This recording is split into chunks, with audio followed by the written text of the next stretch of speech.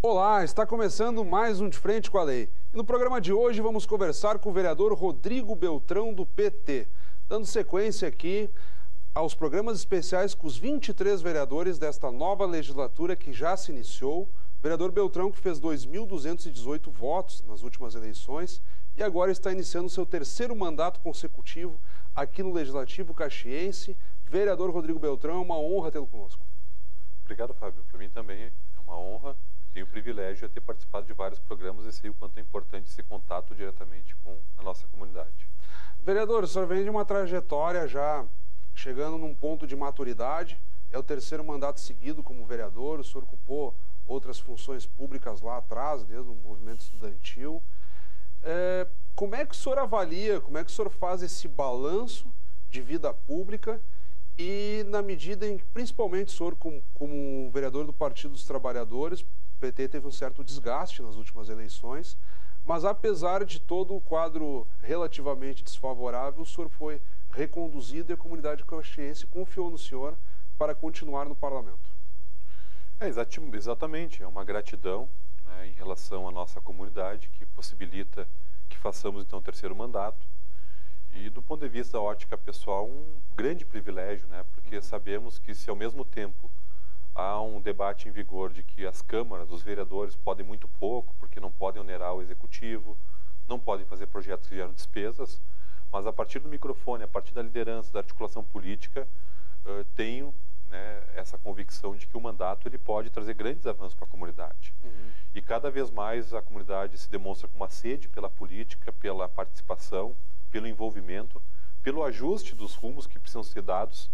E a Câmara de Vereadores, nesse período, entendo que vai ser fundamental. O senhor teve bandeiras muito fortes nos últimos anos, como, por exemplo, a agricultura ecológica. Eu lembro de uma alteração que o senhor promoveu na lei orgânica do município, tentando propiciar essa prática. Em muitas oportunidades, o senhor presidiu a Comissão de Legislação Participativa e Comunitária, também a Comissão de Direitos Humanos.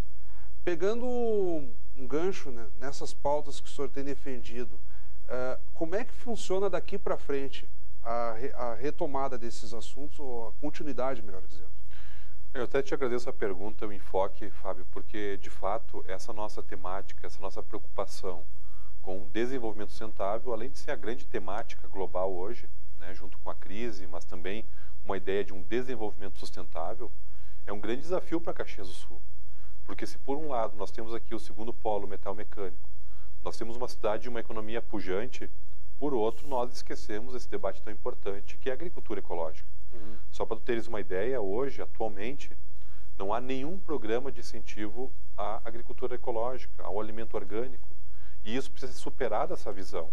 Nós precisamos caminhar com uma cidade que se desenvolva, gere emprego, sim, né, que ela possa crescer, mas que ela possa estar preocupada com essa temática ambiental.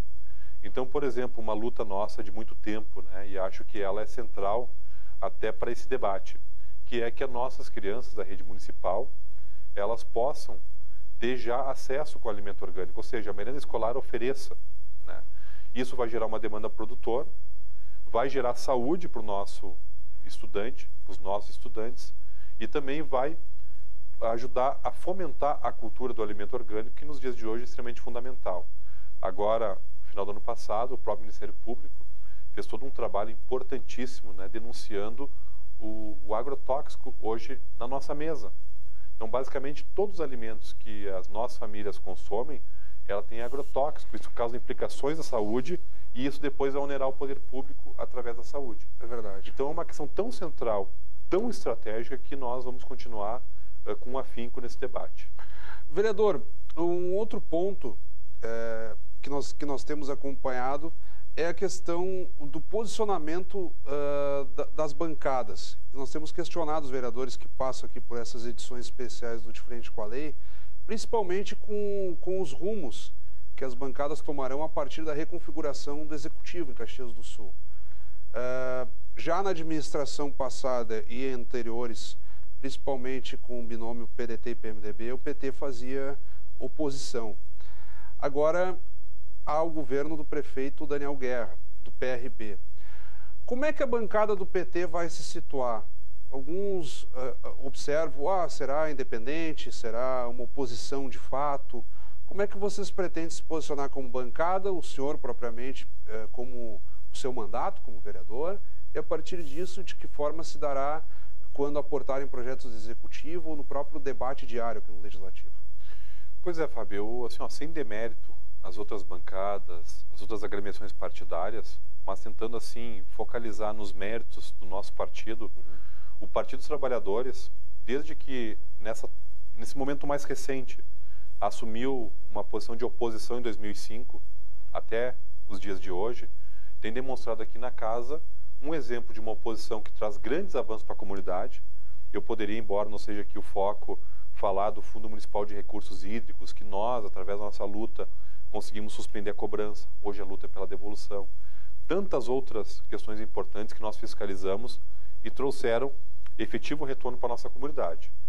Então eu entendo que nós continuaremos sendo oposição, né, nessa ideia de uma oposição forte, uma oposição vigilante, mas que também sabe dialogar, sabe construir com o Executivo, porque a política ela não se faz sozinho.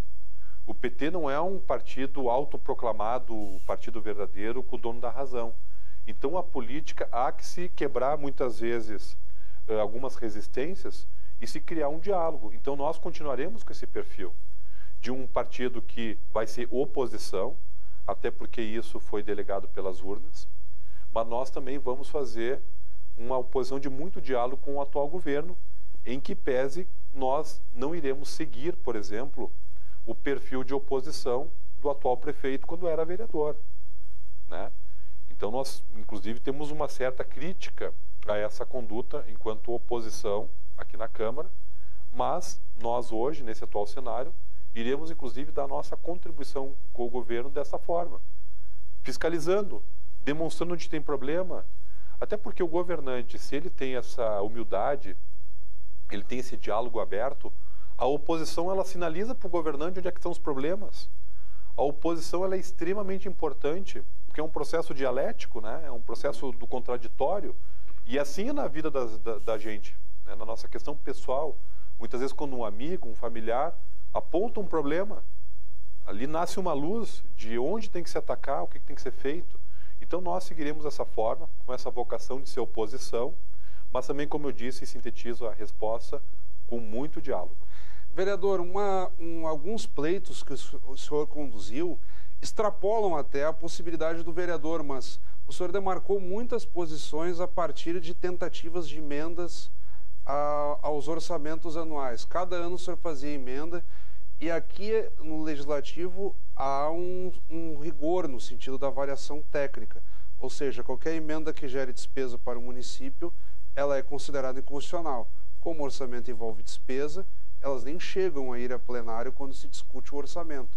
Mas, no âmbito das audiências públicas nas comissões, o senhor reiterava, por exemplo, de forma bastante recorrente, o chamado kit escolar, para que o poder público custeasse o uniforme e também o próprio material escolar.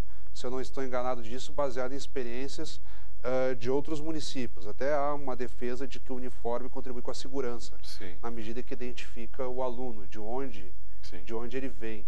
O senhor pretende dar sequência a isso, buscar uma outra forma de fazer com que esses pleitos sejam realidade na cidade? Como é que o senhor pretende conduzir a partir desse ano já?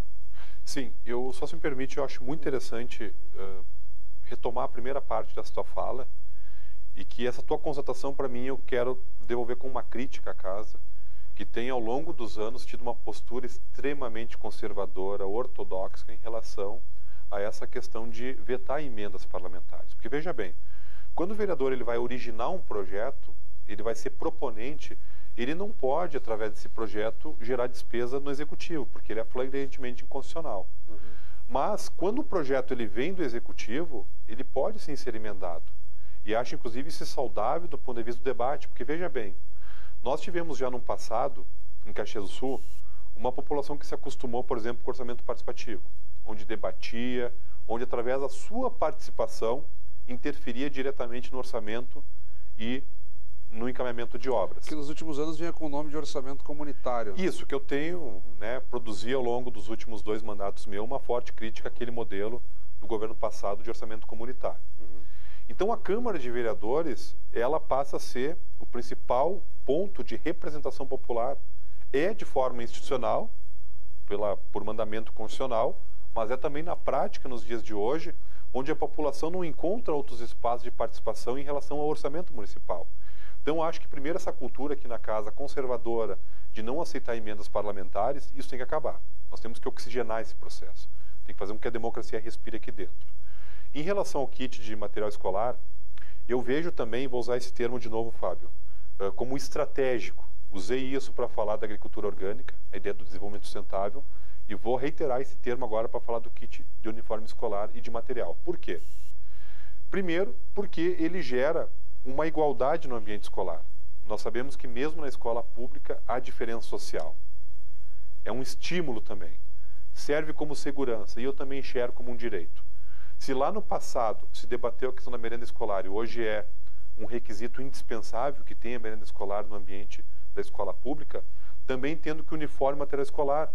Até porque essa lei do Fundeb, que começou a partir de 2007 repassar recursos aos municípios, ela trouxe um incremento no repasse. E nessa lei do Fundeb já prevê que possa ser gasto desse valor uniforme e material escolar. Então, inclusive, eu tenho um parecer de um instituto que entende da mesma forma deste vereador, de que esse projeto ele é constitucional, ele é legal, porque ele não gera uma despesa mais executiva, ele apenas regulamenta, ele apenas repete um dispositivo da lei federal na lei municipal, permitindo que o prefeito possa, então, fazer essa distribuição de uniforme e material escolar. Acho um projeto estratégico e vou lutar com toda a energia para que Caxias do Sul vire realidade. Porque, veja bem, Farroupilha já implementou esse tipo de programa, Porto Alegre, Joinville, São Paulo e Rio de Janeiro, as 2 maiores cidades. Então, imagine que Caxias do Sul, né, com todo esse olhar que tem que ter para a educação, pode sim, e no meu entendimento deve implementar esse projeto.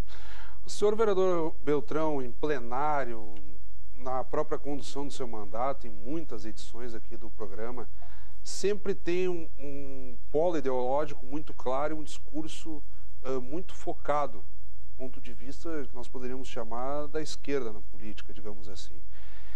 E há um momento de muita dificuldade no país, principalmente do ponto de vista econômico. Até então se discutiam crises políticas. Hoje, a nuance econômica está muito forte e Caxias do Sul entrou nisso, a ponto de ter que escolher que despesa fazer em detrimento de outras. Nessa reconfiguração, nessa crise institucional que nós temos em âmbito nacional e que assola também Caxias do Sul aqui no nosso cenário, principalmente do ponto de vista econômico, como contribuir para esse debate em que já não se discute atender a todas as demandas populares ou da comunidade em geral, mas ter que fazer escolhas e priorizar algo em detrimento de outro. Como é que o senhor avalia esse cenário e como o senhor entende que a Câmara poderia contribuir nesse processo? Bom, eu acho que essa situação e a tua pergunta também, ela nos abre uma janela de oportunidade para a gente debater e entender as consequências de um sistema capitalista que todos nós vivemos. Nós sabemos já há muito tempo se acabaram as fronteiras e hoje existe um mundo conectado economicamente. Então qualquer crise, né, às vezes muitas pessoas dizem o seguinte, às vezes dá um espirro lá na Europa, atinge o Brasil. E é assim a questão econômica.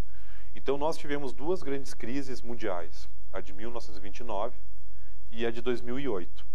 A de 2008, ela foi sendo amortecida, eu uso esse termo, porque o governo implementou uma série de medidas, o então governo presidente Lula e a presidenta Dilma implementaram um conjunto de medidas que fizeram, através dos programas sociais, um processo de distribuição de renda, investimentos públicos pesados em infraestrutura, fizeram com que de 2008 até mais ou menos 2013, 2014, o Brasil não sentisse a crise. Inclusive o Brasil, nesse período, continuou a crescer, enquanto o mundo estava em crise. A Grécia quebrou, Portugal, Espanha chegou nos maiores índices de desemprego, né, da sua história. E no Brasil, no entanto, até 2013, 2014, houve um crescimento econômico. Então, primeiro, nós temos que entender que o Brasil está dentro de um sistema capitalista, né? que ele tem as suas crises que são cíclicas. Agora, do ponto de vista, dentro do Brasil, do seu orçamento, e essa realidade que atinge Caxias do Sul também, há primeiro que se ter um orçamento real. Então, primeiro de tudo, eu acho que a transparência, o debate com a comunidade sobre a questão orçamentária ele é fundamental. Mas também os governantes, eles têm que entender que não há só a única receita que é cortar investimento. Até porque quando tu faz projetos sociais, e vamos pegar um dos programas mais contestados, que é, por exemplo, Bolsa Família, onde tem muito discurso fácil contra ele. Existe o aspecto social, que para mim é extremamente nobre, extremamente relevante, que é acudir aquela família, aquela pessoa, dar uma renda mínima, mas também há o reflexo na economia, porque aquilo é dinheiro de impostos que vai para a economia. Se a gente pegar os bairros mais pobres de Caxias do Sul, no dia que entra o Bolsa Família, é a padaria da esquina, é o mercado, é um conjunto de uma cadeia produtiva que é aquecida com o Bolsa Família. Então, para responder objetivamente a pergunta, eu acho que o administrador, nesse momento, há que se ter muita criatividade, muito empenho em, por exemplo, acabar com a fuga de receita. Nós temos que cobrar de quem sonega impostos. Nós temos, agora no âmbito estadual, aqui na Serra, nós temos quase 2 bilhões de impostos perdidos, de ações que foram ajuizadas contra sonegadores. Há no âmbito do município também um conjunto grande, né, de sonegação de impostos municipais. Há que se fazer parcerias com a iniciativa privada, por que não?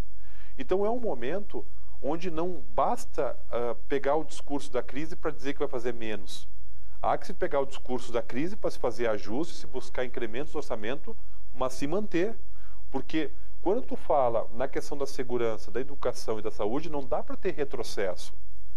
Nós temos hoje um caso no estado onde o governador cortou hora extra, cortou verbas diretamente na segurança e a gente vê que isso causou um efeito diretamente no aumento da criminalidade. Então nós não podemos jamais compactuar com essa visão de Estado mínimo, porque para essas questões, segurança, saúde e educação, não há que se ter Estado mínimo. Há que se contemplar todos os preceitos que estão lá na Constituição Federal, em síntese, a questão da dignidade humana. Claro. Então o gestor, ainda mais agora que nós temos a oportunidade de ter um prefeito que se auto-intitula um gestor, né, capaz de fazer toda essa leitura de um orçamento, né, tal qual um administrador, eu acho que está dado uma grande oportunidade para se ter essa visão, que não é somente cortando, é cobrando de quem deve e é também tendo capacidade de, muitas vezes, cobrar de onde não se tem receita. Eu vou dar um exemplo concreto. Nós temos um conjunto de loteamentos irregulares hoje em Caxias do Sul, que não gera arrecadação de IPTU, e essas pessoas querem pagar o seu IPTU, querem ter sua dignidade. Verdade. Então, por que não promover um grande processo para ter direito fundiária? A alguns aparelhos públicos, como uma OBS, uma escola. Exatamente. Enfim. Eu poder acessar crédito em banco, botando seu imóvel como garantia. Exatamente. Né? Então, acho que é por aí. Vereadora, não quis interromper o seu raciocínio, nós estamos um pouquinho além do nosso tempo, e eu acho que de forma interessante conseguimos, a partir das contextualizações, das suas inserções, também projetar um pouco de como é que está a sua visão de projetos a partir do seu mandato. Ao mesmo tempo em que eu lhe cumprimento de novo pelos 2.218 votos que o senhor obteve nas últimas eleições, e esse seu terceiro mandato que acaba de se iniciar, também deixo convite para que o senhor retorne nos próximos meses para dar uma satisfação a quem acompanha o seu mandato, a quem acompanha a própria dinâmica da Câmara e da nossa TV Câmara.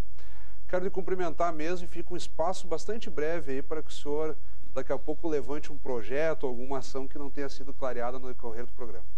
Tá certo, Fábio. Primeiro, eu te agradeço a oportunidade. Quero dizer que, na minha visão, a TV Câmara é extremamente estratégica para a democracia.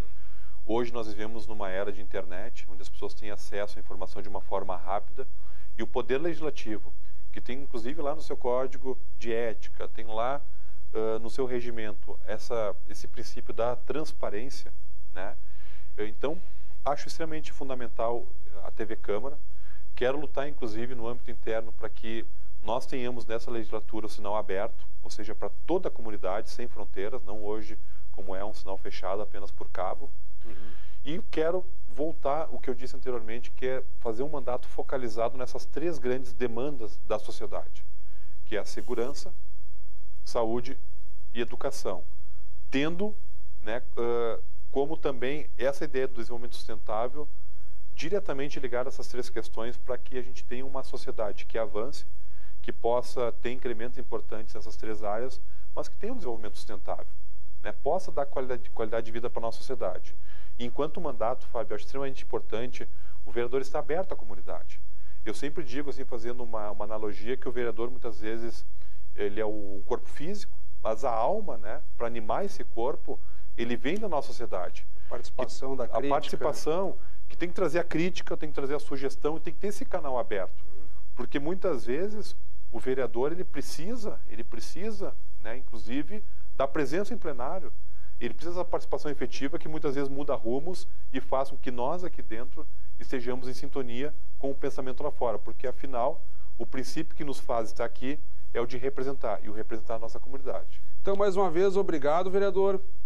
Acabamos de conversar com o vereador Rodrigo Beltrão, do PT, dando sequência à apresentação dos 23 parlamentares desta legislatura que já se iniciou aqui na Câmara Municipal.